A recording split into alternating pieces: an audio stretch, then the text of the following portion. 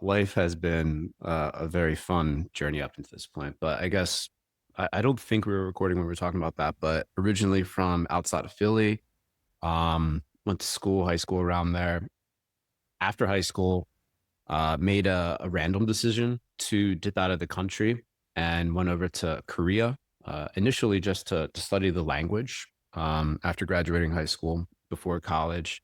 And while I was over there learning the language, realized that the university system over there was amazing. A lot of smart Koreans, who would have thunk it? And also, the colleges at the time were trying to jump up in the international rankings. And to do that, like one of the metrics is like percentage of student population that are international students. So those universities to try to like gain those metrics were for applicable students were handing out really generous scholarships and like living stipends. So I applied over there, went to university in Korea as a result. Shout out not going into lifelong debt to get a bachelor's degree. But then through that opportunity, going to a pretty good university there, like all the major tables and conglomerates like Hyundai, Samsung, all of them were like great places for internships. So ended up interning at one of the affiliates for Samsung and started working for their civil engineering and construction arm out of college when I graduated. Super random. I was in strategy, helped them then move over when they got into biologics to spin that up. And it was at that time that I came across crypto, probably around 2015, with a bunch of buddies that I'd worked with over there. Went into Ethereum was my onboarding point. Programmable money, smart contracts was like super intriguing as a concept. Total, yeah, just changed kind of what I thought could be possible at that time. Shout out to Vinay Gupta and all the very old podcasts that he did that were quite inspiring at the time about the potential use cases and applications of Ethereum specifically, but crypto generally. And then from that point, pretty much just like went down that rabbit hole, was figuring out ways to use crypto more than anything. So then when CryptoKitties came out end of 2017, felt immediately head over heels for that. Like finally a use case for it. And right around that time, I joined an old platform called Scent, which the end of 2017 was more like a crypto powered Quora. Like you would use ETH, set a bounty, add it to a question, and the bounty was to incentivize answers. I saw that and I was like, holy shit, this is another use case for me to use my crypto, actually use it, not just speculate on it. And that particular use case was so consumer friendly. I was enraptured. Couldn't stop thinking about it. Had a blog at the time, just wrote like 100 blog posts about it. Reached out to the team. I was like, yo, you got to let me on the team. They hired me on at the beginning of 2018. And we helped pivot that product into what ended up becoming like a crypto powered blog at the beginning of 2018, which timing wise was great for all the digital artists that were starting to come over because of the NFT boom that CryptoKitties opened up. And having those artists come on to Sun at that time was like, holy shit, like artists, real proper artists are minting their work, and I can now use Ether to collect actual art. This is amazing. So I was just focused on bringing more and more artists onto Sin at that time, and became more of a collector and all that good stuff. And yeah, that was really for what I do now in crypto, probably like what I'd refer to as like that Genesis formative period. Mhm. Um, and yeah, ended up staying at Cent for a little longer into 2020, leading the community, focusing on bringing more artists. But then beginning of 2021, hopped over to Nifty Gateway and was a lead producer over there and was just working with all kinds of artists, bringing them to the platform, producing collections to release and all that good stuff. And was there until September this year. And now I'm doing a whole bunch of advising, consulting, and then still working with artists on an independent basis, helping them release new work. But yeah, in a nutshell, Awesome. that's the story. Well, it's a certainly a unique story, and really interesting to hear like the twists and turns. It's surprising, like CryptoKitties, I feel like I know you were already, into Ethereum prior to that, but I've been surprised, like only within the last year, I've heard a few different stories of people like CryptoKitties being the first thing that brought a lot of people in. Like for me, it was Bitcoin. Mhm. And not that it was like earlier or anything, it was probably around that time, but it's interesting. I feel like CryptoKitties, obviously it gets a lot of respect, but I think it has a pretty decent weight among other projects that like brought people, were people sort of like original entry point into crypto, sort of funny enough.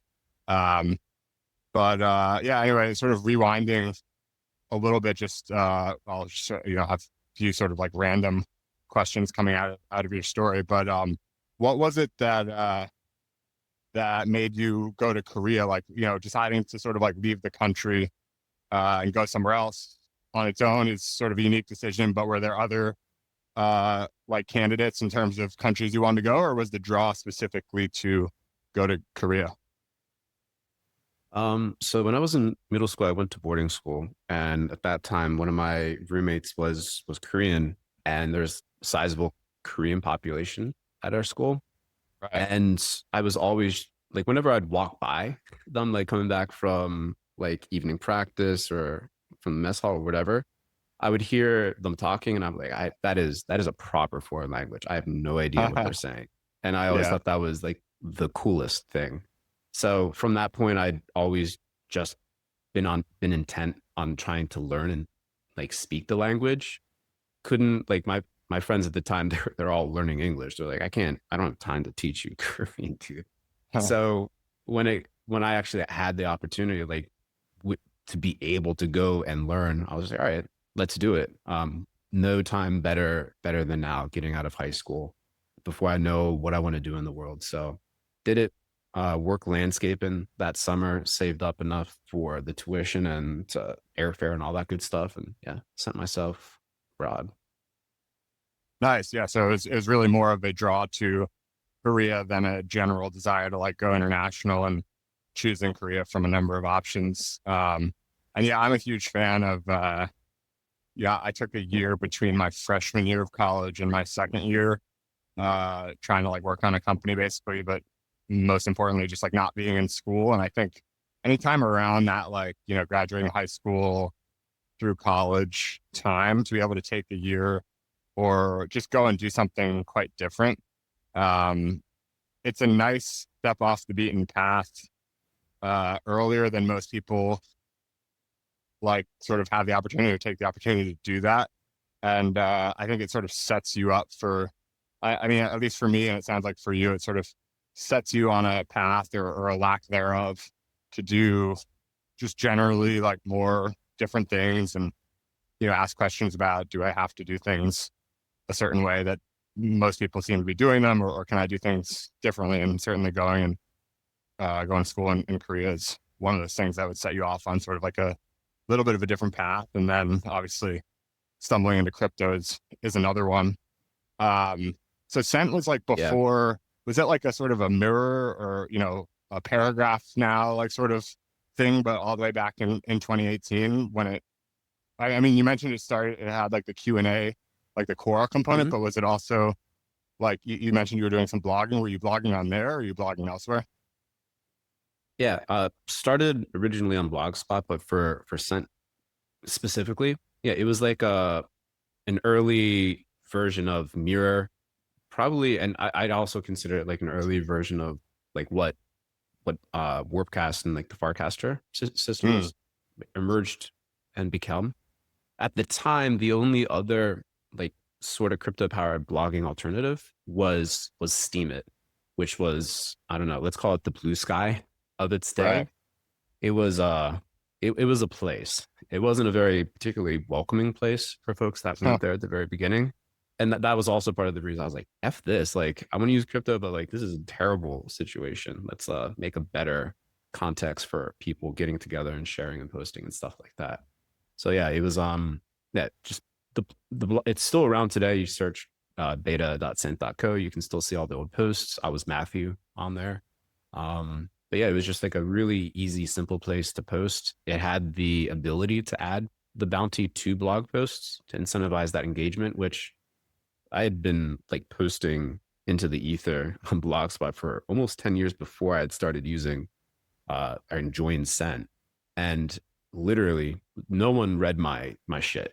There was no engagement, no feedback, nothing. And I was like, it is what it was. It was great and a great exercise to post and all of that. But I was like, I was so hungry, so thirsty for that engagement, and to Right. be able to use like a simple bounty to incentivize actually thoughtful engagement, not just people trying to farm and like get free crypto, but like real thoughtful engagement. I was like, oh, this is awesome. One, just to finally get some readers, but two, it's like seeing the fact that okay, most people associate, if you're paying for views and likes, like they're not real views or likes. There's Right. that kind of opinion out there, which largely holds true, but not all the time, and not like it's not a law or anything like that. And seeing that, the fact that okay, this real thoughtful engagement, this is kind of cool, like a nice insight, and a lot of other people saw it too. And then we leaned into some other like crypto primitives. I think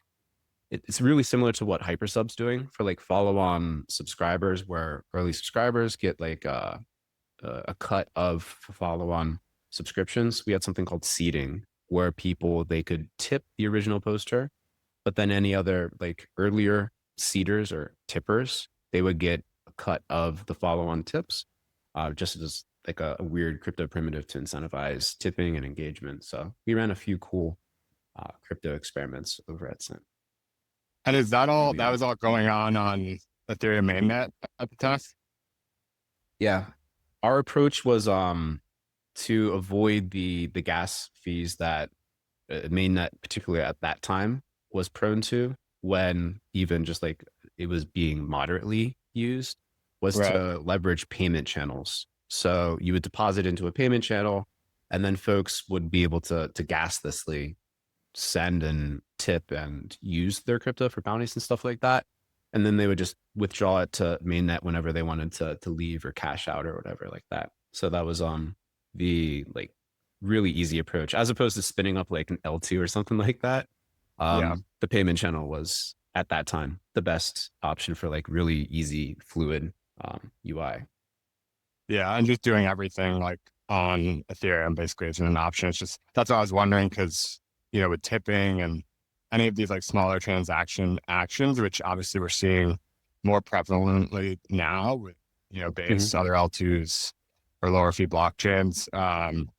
Back then, like some of these things, like you've talked about, a couple times, wanting to use the technology, not just speculate on it. And for Yeah. a lot of things, using it, in the earlier days just wasn't really like, there's a reason some of these things that were always envisionable as possible are only coming about, in the last year or two. It's just, they just weren't really as feasible previously with the fees and everything. So but it's always interesting to 100%. hear about experiments like, well, not experiments, but proper, companies like Scent and Steam It. I've always heard mentioned as like, one of the OG social experiments within crypto. I never got involved. Mm-hmm. I hadn't heard of it till it was sort of like past its time. But all of these things are, I think people have had the idea that they could be very interesting for a long time, and now they finally feel like they're hitting their stride. I think for you and Mm-hmm. I, and for the context of this podcast, I think a lot of it we're experiencing on Farcaster, but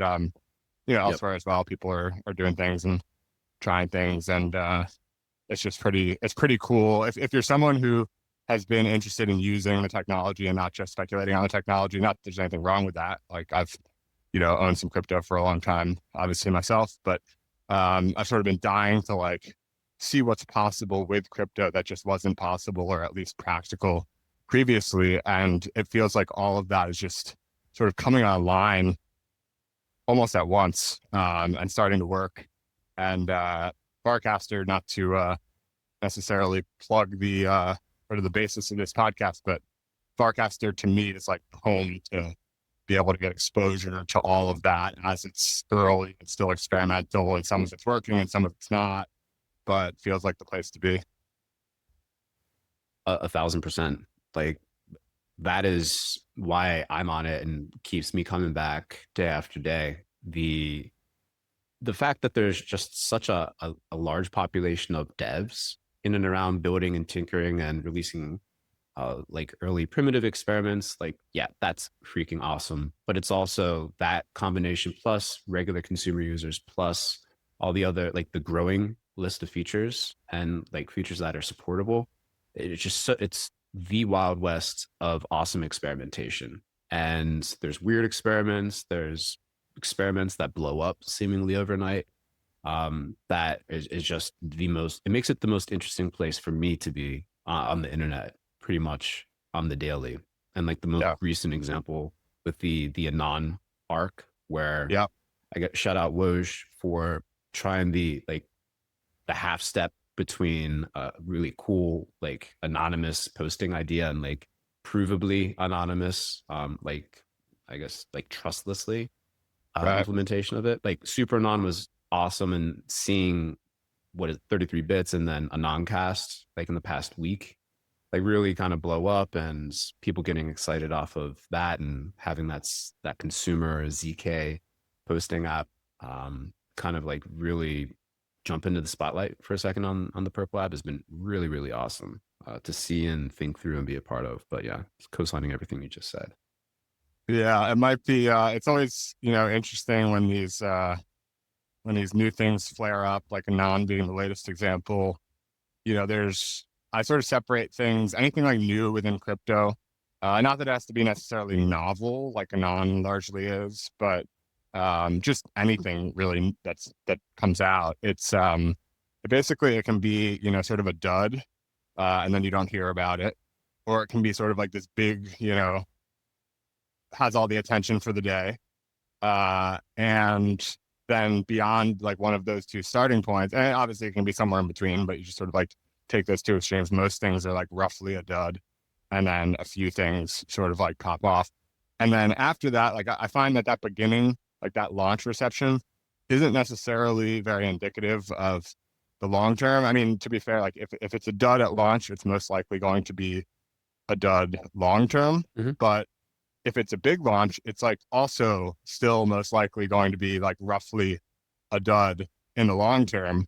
And the things that persist long term and do well long term and have, life beyond just sort of like a limited launch window.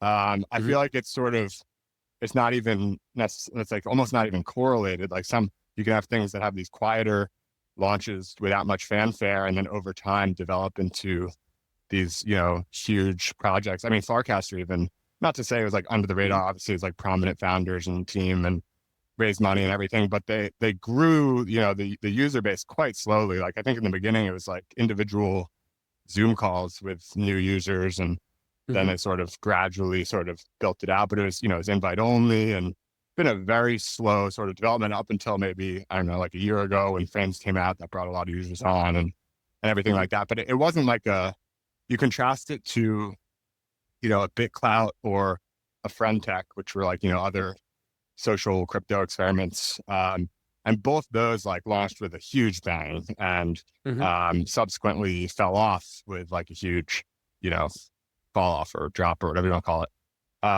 And so it's like the launch isn't necessarily indicative. But and for that reason, when you see something like Anon, like I personally think that this has longevity to it. It's genuinely new, it's genuinely interesting. Like you said, it's actually one of the first cases, I think, where like ZK proofs are sort of like, you know, obviously relevant, like to consumers, like in the feed, like they're actually Yeah. being useful, rather than just sort of like theory or sort of working behind the scenes for, a privacy coin or like something like that.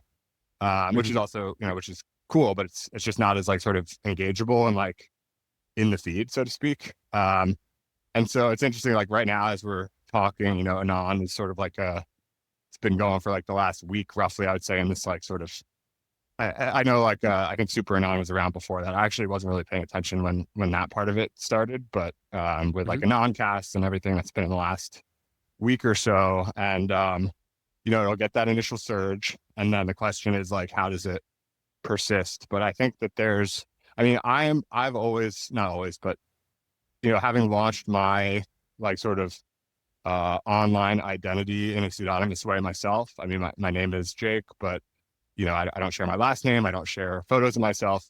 So I'm sort of like on Mhm. the spectrum of pseudonymity. I've always been, very in favor of things like this. And I'm bullish on just like, there's this whole other potential part of the internet that could exist with um, stronger pseudonymity, basically more of a sense of anonymity and in a little bit of a Mhm. different way. Like you said, like obviously you can, start a Twitter and do like what I've done and like, not share, you don't have to share your first name even, you don't share photos, whatever, and you can operate pretty anonymously, pretty pseudonymously, but to sort of beef that up a little bit with like ZK Tech, um, I think it's sort of the beginning of what could be a very interesting era on the internet. Yeah, no, it is. It's such a cool, exciting experiment. I've heard a few people try to start framing it in interesting ways. Like one of the earlier framings was like Tornado Cash for hot takes, which I thought was Huh. pretty cool. Like I like that. Tornado Cash for thoughts, for words. I think that's a cool framing. I saw someone posted earlier today talking about like the emergence of like silent social. So with I guess the anonymous posting that you have on Noncast or Super Non or whatever, like it's sort of like a whisper. Like you don't have the background identity attached to things. It's like just the pure thought, and that sort of dovetails with like the I guess increased popularity of the interface app. Shout out Ouija. I think that's how you pronounce their name, where you're able to listen in to what would otherwise be like silent on-chain actions. And Right. then even like the actions that folks take in general on the daily, like whether you're collecting base colors or digital art or whatever, like minting or collecting itself is like it's a silent action. Same thing with trading. And all those are starting to come together kind of in an interesting way that presents just an alternative path to the traditional like loud social media approach that a lot of us have gotten used to, which I thought was pretty interesting. And again, to have that be powered by like ZK proofs, crypto, this more sufficiently decentralized protocol that brings together all those things in interesting ways. It just I don't know, for folks that are interested in not just like thinking about the future, but like actively taking a part and helping to shape it and participate in it. It's just a very very cool thing to have all of this be available to anyone who's interested enough with an internet connection. It's all just a couple clicks away. Yeah, I think it's interesting. I hadn't actually heard this like silent versus loud concept. But it makes me think of a few things. One is like, another sort of uh dichotomy you can put there is like just public versus private, and public being loud, private being silent.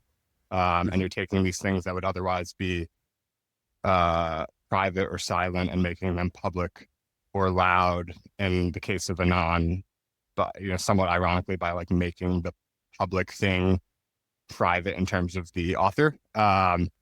That gets a little confusing with those terms that I use, but if you follow along, it kind of makes sense. And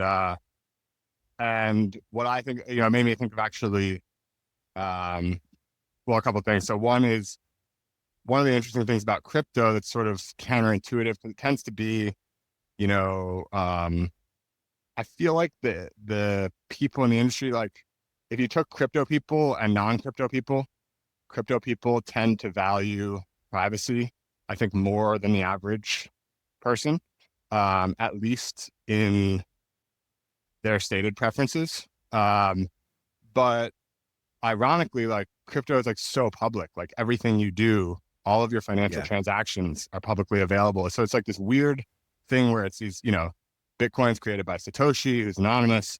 And yet, and I think maybe the culture sort of stemmed from that to some degree in terms of this focus on privacy. You also have people like Vitalik who are really into privacy, and um, Zuko and Zcash, and influential people within the space have been, Edward Snowden, even like influential people have been very pro privacy, and yet it is this like default public space, which has somewhat gotten away with, in my view, almost pretending to be private.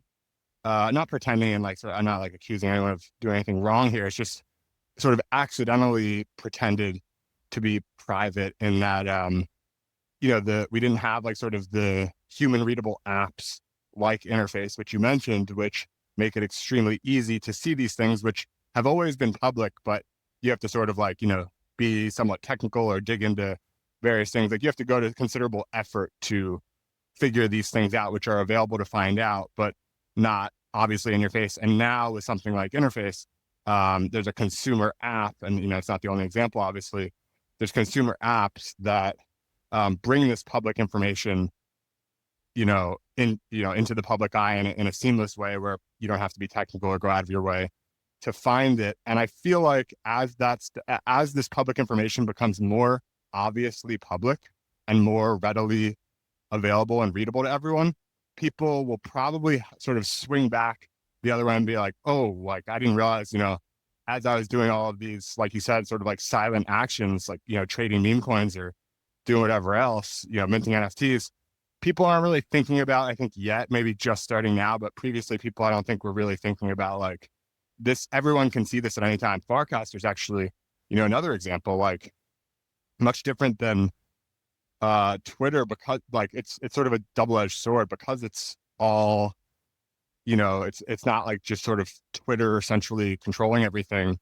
Like everything you do on Farcaster is like easily searchable, at least in theory, like easily searchable for anyone to like, if you want to dig up someone's old tweet to like cancel them. And, I think hopefully cancel culture is like peaked and we're moving on from that a little bit, but like wanted to do that. It's like much easier to do on Farcaster. You search for keywords in someone's like cast history or whatever, and like, boom, like, you're done. So it'll be interesting to see if the pendulum sort of swings in the other direction, where as these silent actions become, on display, will people's preferences swing towards things like a non-cast, where you can cast without it being attributed to your account, or privacy coins, which I've been honestly pretty surprised for all the reasons I sort of mentioned over the last, like, since I got into crypto. So I don't know, 7 years or so. Like one of the first thing that got me in was like Bitcoin, feeling like I understood that and the value of it. But soon after that, I would say like Zcash really piqued my attention, in that it was basically a private version of Bitcoin, roughly speaking. And I was like, if the world needs Bitcoin, the world's going to need Zcash as well, or something like it. And it just never really hit. Like, it just never really like sort of got picked up in a material way. And there's like, obviously there's like Monero, it's another privacy coin, and there's some other ones, but none of them have really, we're not talking about them being like top 10, top 20, even coins in terms of market cap, along the lines of like, Bitcoin, Ethereum, Solana, Doge, your handful of other L1s, whatever else, stable coins. Like, I would expect at least one privacy coin to be a part of that, like, most valuable cryptocurrencies in the world conversation. And it just hasn't been. And maybe as some of what's always been public becomes more easily like parsed by consumers through these consumer apps, maybe as that increases, the value, like people's stated preference for some privacy will start to become an actual revealed preference. Because so far it sort of makes people, at least, people in crypto, seem somewhat hypocritical, like myself included to some degree, in that, like, we say we value privacy, but like we're doing all of this stuff in public.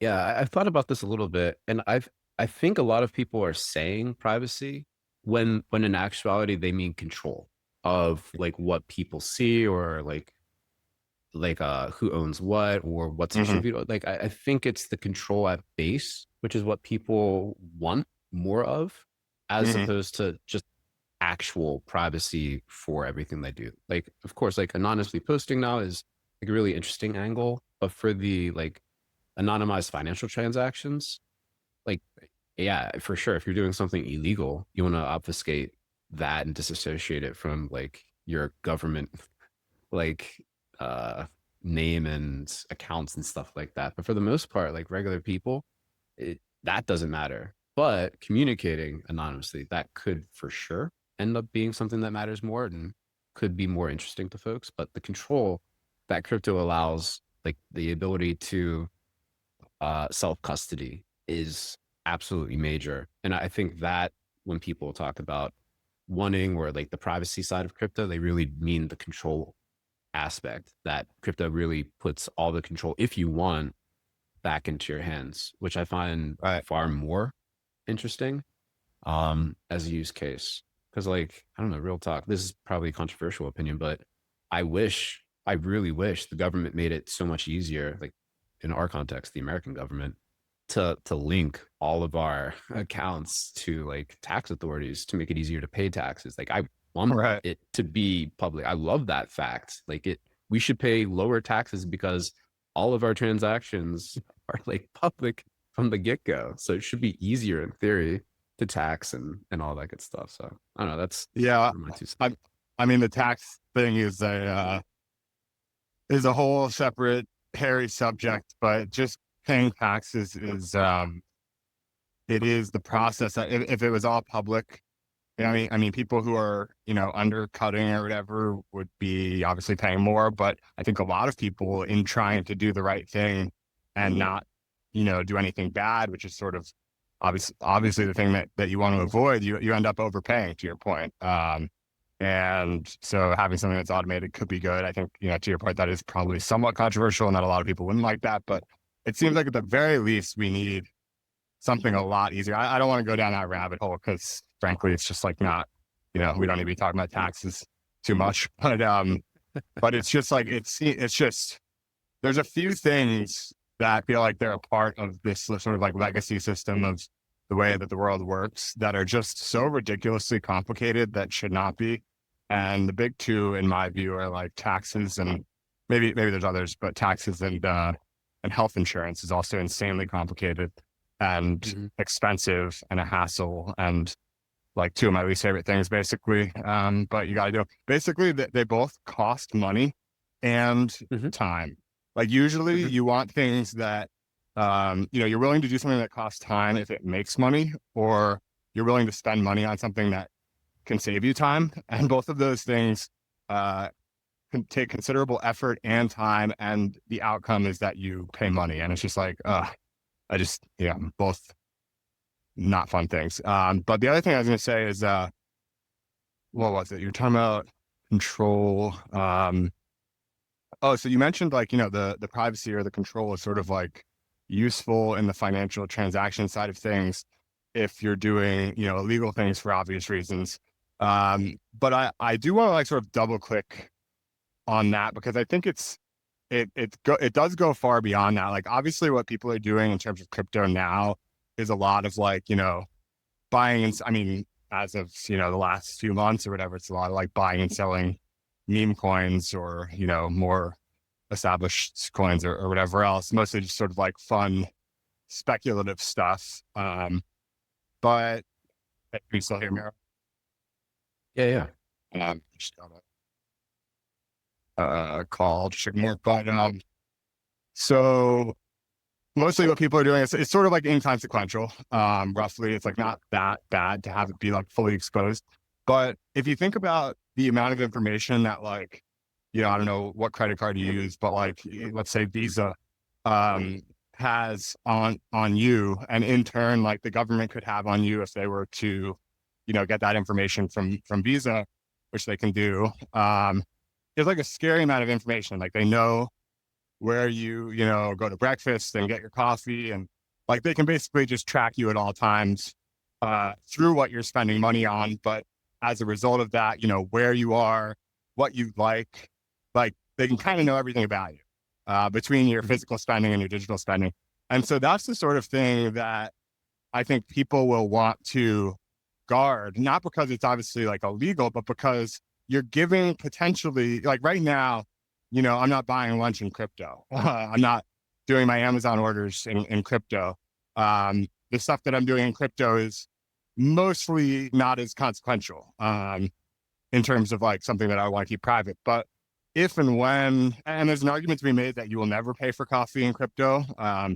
I don't feel like super strongly about this stuff. I think it's more likely with stable coins that you might be. I think like paying for coffee in Bitcoin never really made a ton of sense for various reasons.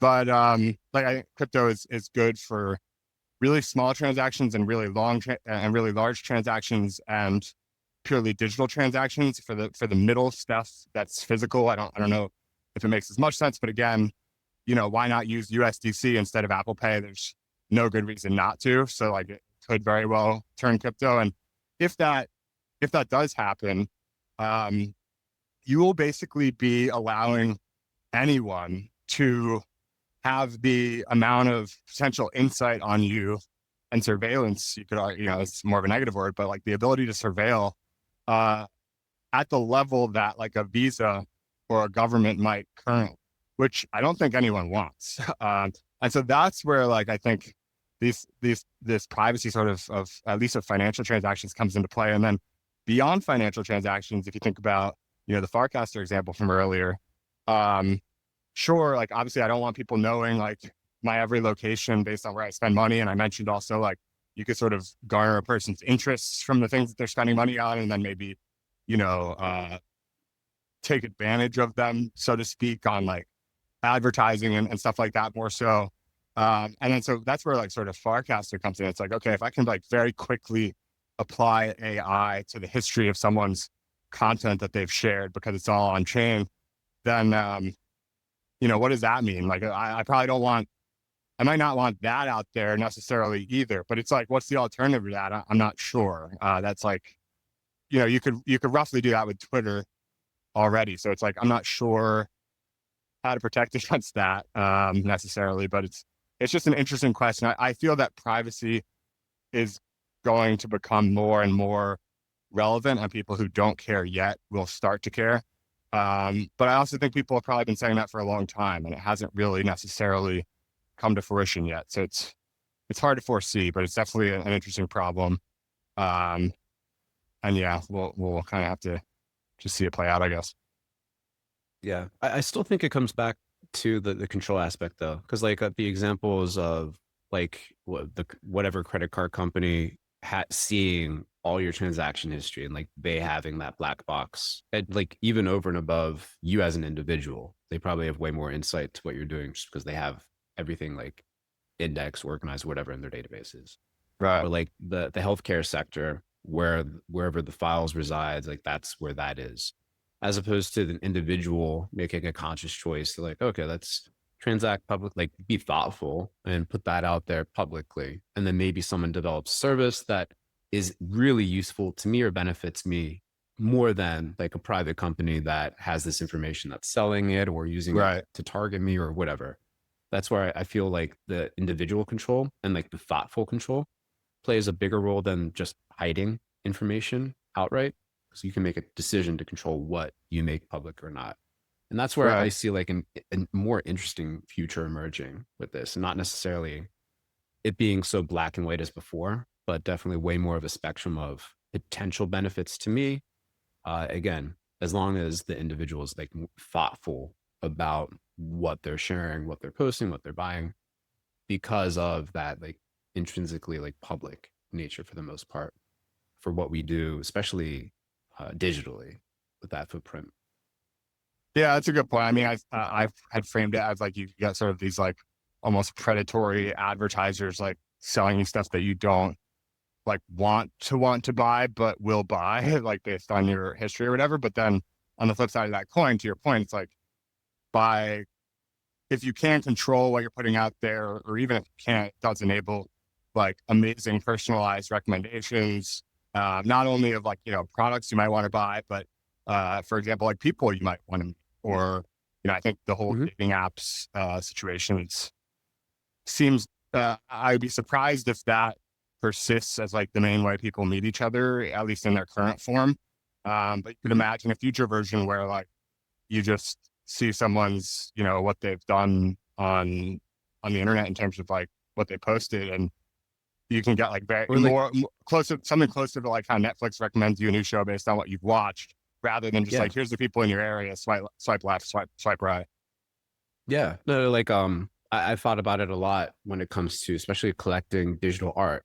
right? There's a whole, like, out of the array of artists I've collected and like specific works, especially the limited edition works where there's more than one copy available or whatever, there's so many more like igloo collectors, other people that I don't know who have also collected and or hold like the same editions that I do. Like in my mind, if someone is thoughtful enough to collect art, especially, and like the same work of art, there's a high chance that I'd probably get along with Yeah. that individual or vibe with them in some shape, way, or form, right?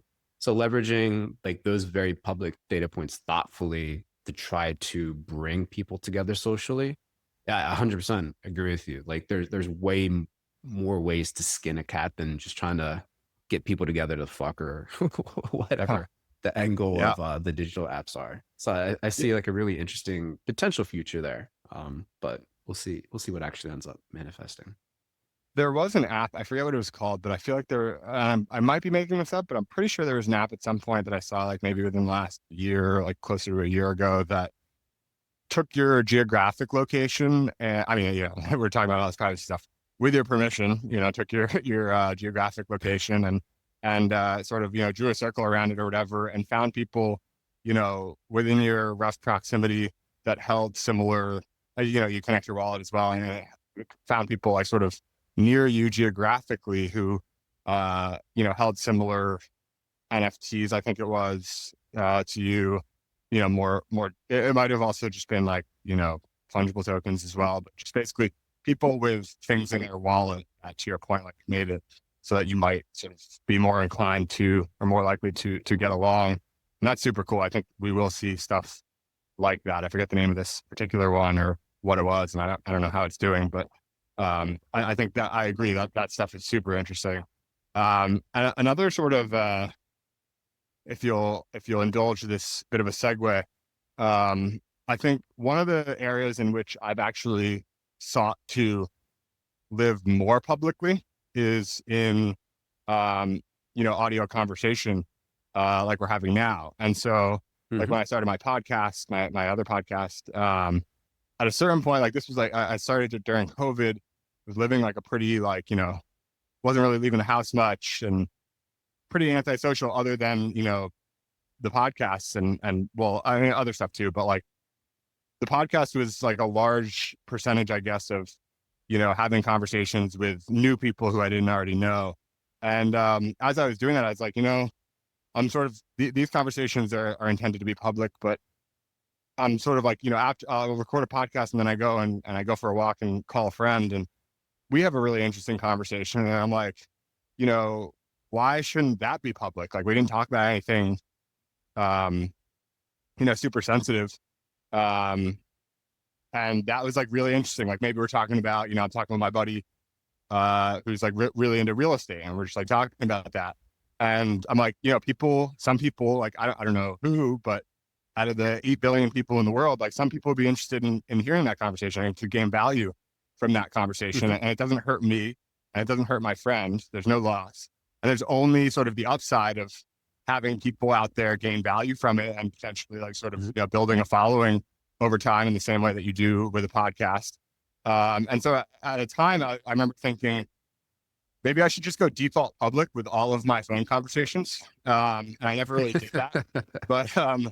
But this like, with Purple People, it's definitely a step in that direction because this is roughly, I mean, like I said, this is sort of a little bit of an exception and it won't be like an extreme exception, like it's going to happen a bunch, but still the majority. And what I mean by that is that we've already, talked before a couple times, but most of the people I have on, I imagine like, the majority, at least I don't know how much the majority is, like 60% or 90%, but the majority will be people who I haven't had audio conversations with before, or like interact with in the feed or in DMs. And to be able to like sort of share that first conversation, like that's not something that most people would maybe naturally do. Most people would say like, hey, you want to, have a call and just, privately.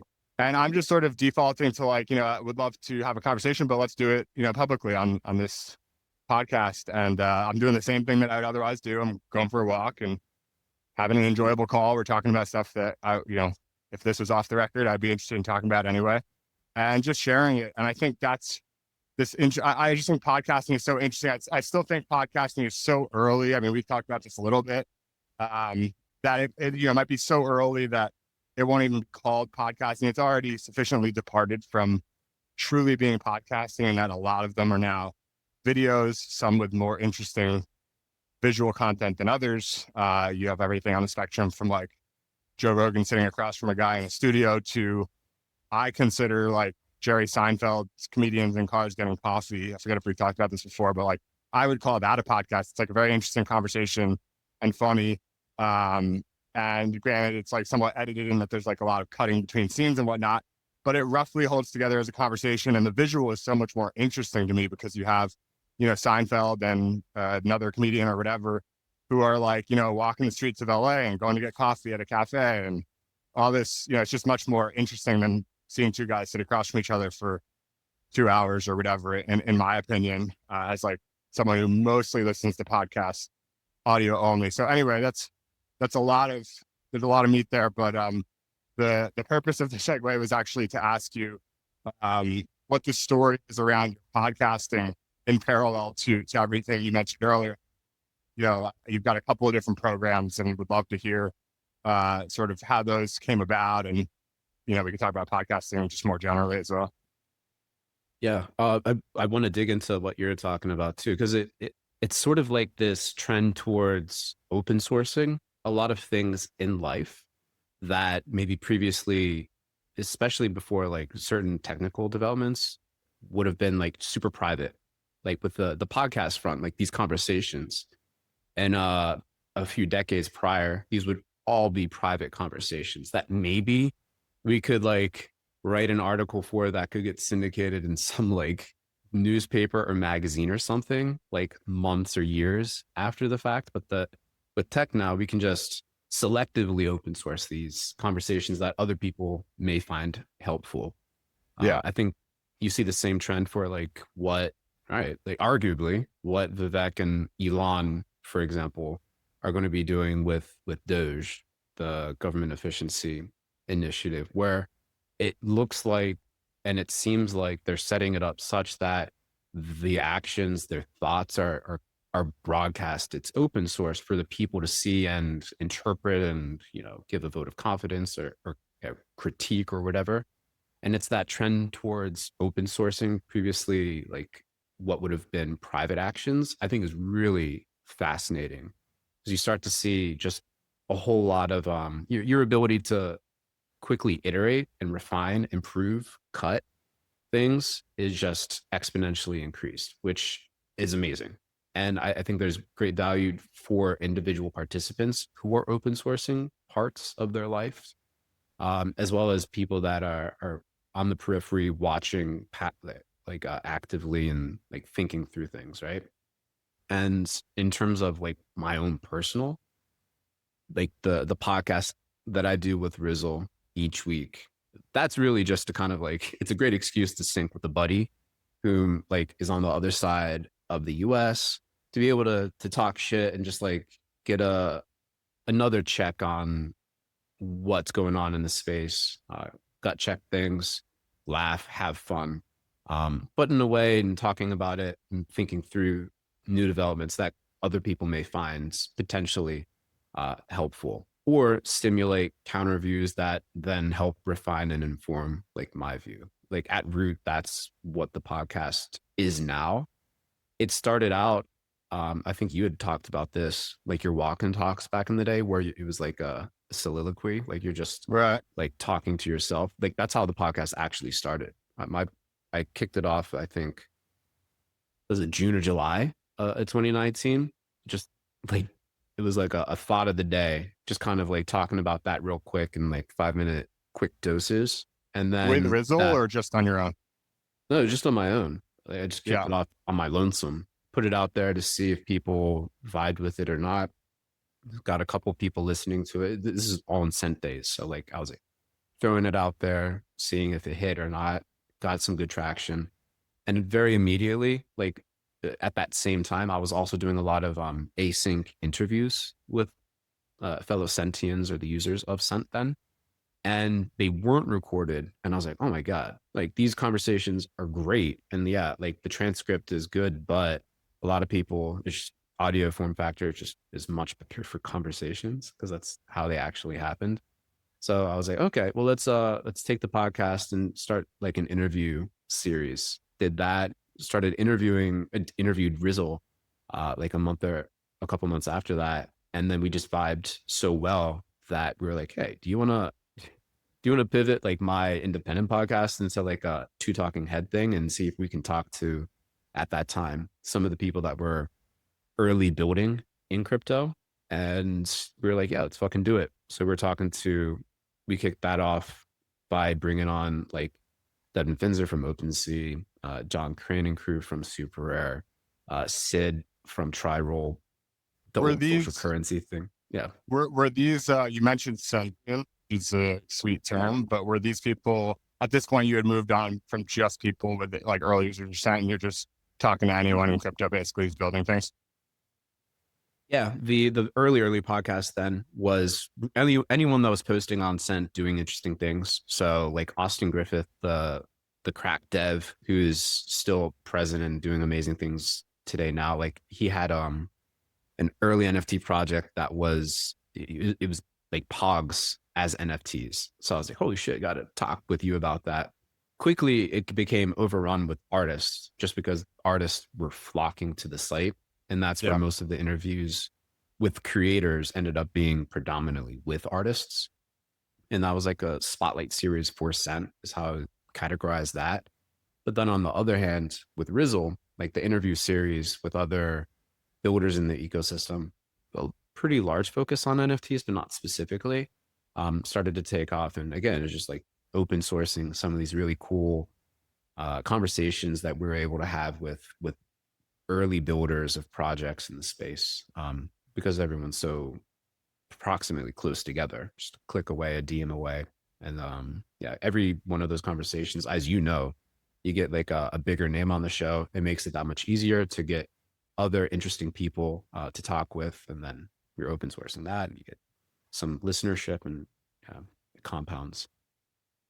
Yeah, it's well there's a couple things there, but it's like whenever I hear someone who's been doing a podcast for at least like 2-3 years, you really know unless they have like a really really large audience. I actually don't know what your guys' audience is, but in terms of size, but like um at a certain point, it's like if you're doing it for years, you must really love it and enjoy it, or certain elements of it at least, because like I think the idea that a lot of people have is that podcasting is like some professional thing that like you should do if you like want to be a podcaster or something like that.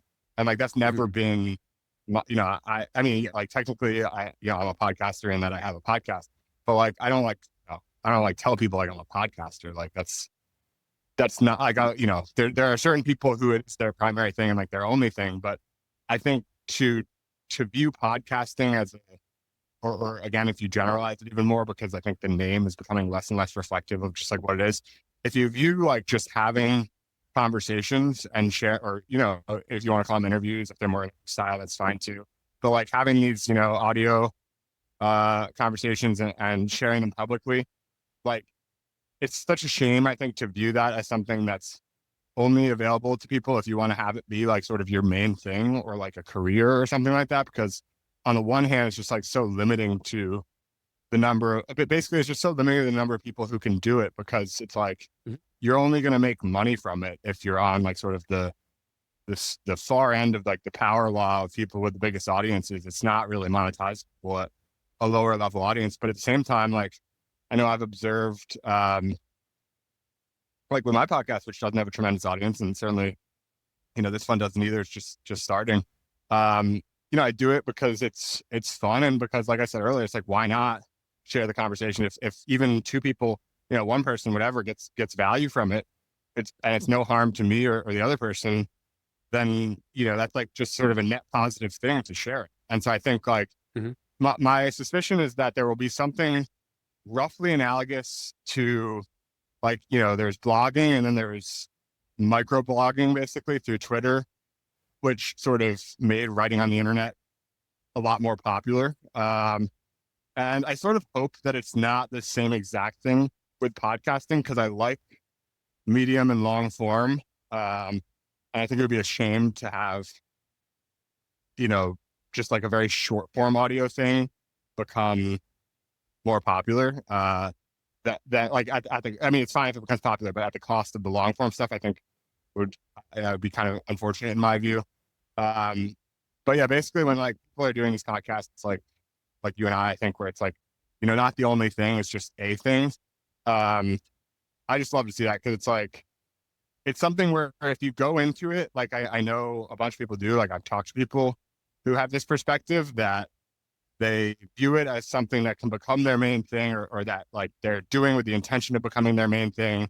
And if and when they realize that that's not going to happen, they're not going to do it anymore. And I think once you see someone who's been doing it for, you know, a number of years, it's like, clearly there's something else that's nice about podcasting besides just the ability to monetize. And it's an amazing bonus. Like, you know, we both talked about, like, if you can compound an audience over a decade plus that, you know, turns into, you know, tens of thousands of people or hundreds of thousands of people, like that's awesome.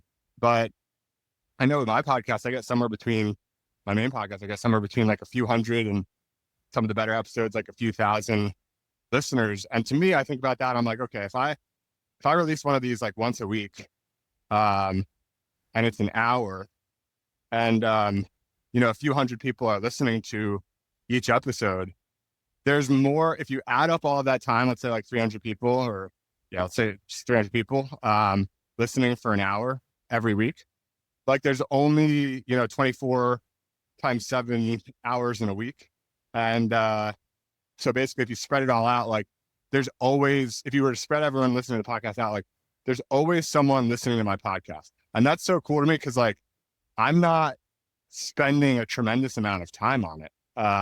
I think it just speaks to the imbalance of consumers versus producers on the internet, where it's still so early that even if you do something that's like not that, doesn't like go huge, it's still going to get this like way overweighted number of sort of people engaging, people spending time with it, versus what it takes to put in. And to be fair, there is sort of another side of that equation. Like you said, you were posting into the ether with your early blog, and I was doing the exact same thing, where that was not the way that the equation worked. Like I'd spend, you know, a few hours on a blog post, and 3 people would read it. It probably takes them 10 minutes each. So like that equation doesn't work out quite the same as the podcast. But yeah, it's been really interesting. And like that was part of like that whole logic I just kind of explained is part of why I was like, you know, I'm just going to start another one. Like you know, it's not that much time. And like, yeah, I could start to just have these people on my main podcast, but like, it feels like a sufficiently different thing. I want to walk during it. I want it to be more spontaneous and less prepared. I want it to be just Farcaster people. And like, you combine those two things, and it's like, all right, I don't need to force this into my one podcast just because there's this idea that like, you know, podcasters don't do multiple podcasts. I can just do a different thing. And you've done the same thing. And like, so with the whip, for example, which I was, you know, fortunate to get an invite to, it was so cool. It's this other dimension that I don't know if, you know, we haven't touched on yet, which is adding like a VR component, which I'm also super bullish on. So when did that come about relative to your original show with Vizzle? That the first like prototype show of the whip happened November of 2019, and it Great. started in the like an old broke ass mini like hard to find chat feature in Scent. And then like it was born out of, okay, we have all these people posting asynchronously on the Scent blog, essentially. Like everyone, there's a lot of people all around the world. Can we figure out a time when like we can get together all together at the same time? And I, for whatever reason, I had settled on like 12 p.m. Pacific time Thursday when I was in Korea, which was like Friday 4 or 5 a.m. But just because like kind of worked out for most people that were using the platform. And I think that first November show, like get together, about 10 people came, and like after 5 people typing at the same time in the chat became unwieldy. So I had to call an audible and I was like, hey guys, let's jump over to CryptoVoxels. I know their chat is a lot better in like for a number like this. Let's see what happens. So we all jumped in as our avatars in CryptoVoxels. And it was kind of funny flying around Origin City at the time, talking for like 30 minutes, seeing what was going on and people sharing what they were working on or interested in. And I was like, huh, that was after that wrapped up, I was like, that was kind of interesting. I wonder if I can make this a thing. And then I guess after at the January 2020 was when I branded it, came up with like to the fact that all right, let's try this out for 3 weeks every Thursday, standardize the time so people can reliably, like hopefully remember to come in and start showing up and see what happens and just have an open forum for people to share what they're working on, because that's something I'm always intrigued in, especially in the crypto space when there's just so many cool builders and creators and stuff like that. Like you can throw a stone and hit like a million builders. So if you focus on it, hopefully there's some value there. And it started from there, essentially. And I did want to go back though in what you were talking about in the podcast from sort of lamenting on the fact that you wish there were like more people that were like open to it and like didn't necessarily think about it as like a main thing or like something to do primarily for money. And it's, I think that is one, like a really keen insight. A lot of people, they initially want to do things for the money, but in what I found to be the case, especially in crypto, which is like almost paradoxical, is that money is like a very weak form of value, especially in crypto when money is like omnipresent and it's all around you. It's not very hard to get. Like it's one of the least interesting forms of value out there. So if it is like your primary reason for doing anything, podcasting, meetups, writing, being in public or whatever, you're going to have a bad time unless you're like one of the 0.01% of like the best people to do that particular thing. You're either not going to make enough to get excited about, or just like you're not going to get listened to or read or whatever it ends up being, and it's just, you're going to have a bad time. So then it's really important to find alternative forms of value in those actions or that stem from those actions to keep you around for the longer term. And for the podcast, for the whip in particular, those alternative forms of value are the everything and the entire reason for doing all these things for so many years. And with the whip as a platform to bring bleeding edge builders and creators to share the latest and greatest, like that by itself is such a massive value, just intellectually inspiring and stimulating, but also in a very, very real, tangible way that ends up becoming just like very monetarily valuable, because bringing people on that are selling something or building something that you can leverage or invest in, like via a token or whatever it ends up being, like all those opportunities are massively valuable.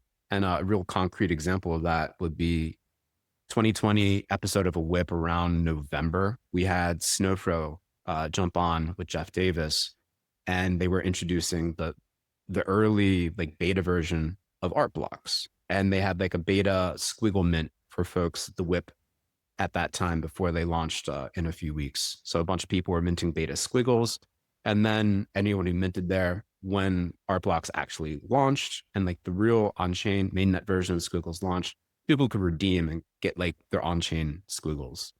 And for folks that participated in that particular whip and minted and, you know, really kicked the tires and helped add value and like, you know, show Eric and Jeff and crew that, all right, like what problems were, blah, blah, blah.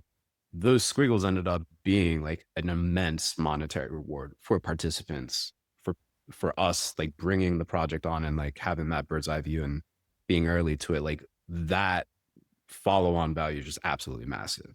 So focusing on the alternative value of something as opposed to making the monetary aspect primary, I think is the big unlock to try to get more people to open source their thinking, either in the form of these audio conversations or putting their thoughts out there on Twitter or like doing weird and interesting things on the internet. Yeah, I totally agree. And I didn't know that story about Squiggles. That's yeah, the alpha is in the whip. So for people who haven't been able to check it out, maybe worth knocking on the door. But then again, if you go because you're expecting the alpha for the money, then you'll probably miss the episodes that actually have it because you're not in it for the right reasons. But it's just interesting to see to hear from these early builders, like you said, and just it's just keeps you at the cutting edge, which is great. And so along those lines, I know we're over on time. Do you have like a couple more minutes? Yeah, I have a hard cut at the half-hour mark, so like 9 more Okay. minutes. Perfect. Yeah, I need to figure out what to do with timing of these things because I've just gone over every single time. But and my main podcast, I've always done the opposite of that. I always like I would cut the conversation like on the minute at the hour because I really like want to. My natural tendency is to have like too much respect almost for people's time, and it can almost come off as like rude if I like don't like say stuff after we're done with the recording just because we ended like on the minute. I don't want to like keep them on. So I'm testing the opposite here where I'm just trying to forget about the end time and just have a conversation. And naturally that leads me to going over like every time. But the last thing I was going to ask about is you mentioned like, what you're up to these days in terms of you'd moved on from Nifty Gateway and you're doing a lot of advising these days. Obviously got the podcast like we're talking about. But I'm curious, is there anything, and you mentioned actually, you've been writing pretty prolifically over the years, at least over the long run. And I'm curious if there's other things sort of fundamental to, how you spend your time, especially now as you presumably have a bit more of it than when you were like full-time employed. I'm curious if there's just other things that you found or experimented with in doing with your time that, to your previous point, are, not doing it necessarily for the money, at least not primarily for the money, but just ways in which you've found enjoying spending your time, even if that's just like, working out or whatever. I'm just curious. Yeah, I mean, just doing more collecting, I guess. So like with the advising and consulting I'm doing, like just very fortunate that it revolves around digital art. So having more free time also means that like I have more free time to continue collecting. So mainly like, again, I'll collect anywhere, whatever blockchain doesn't really matter to me, but just have been finding myself continuing to go back again and again and again to object over on Tezos. Just such an amazingly large number of great artists releasing just really good stuff. So I've been just, it really, I've always, it's never not been fun to collect, but now that I have more time in the day to really reflect and like think through what I'm doing, just collecting has become that much more enjoyable. Um, Spending more time with family is probably like the biggest benefit of not being super full time anymore, which is great and will probably continue. I love the kind of speed that life has settled in at this point where I can do a lot of work and be involved in a lot of things, but in like a really time efficient way. And then outside of like spending more time with the family, being able to, especially because this country still has daylight savings for some stupid reason. So the evenings start earlier. And as someone that loves to trail run, like I currently am over in Portland and we have amazing parks and like we have like some place called Forest Park, which is like a rainforest. And there are hundreds of miles of trails that are just amazing, great views into valleys, like cityscapes and city windows. It's the best place to go to walk or run and to be able to whatever time of day that I have the opportunity to pop on over into the rainforest for a nice trail run to sort of like clear my mind.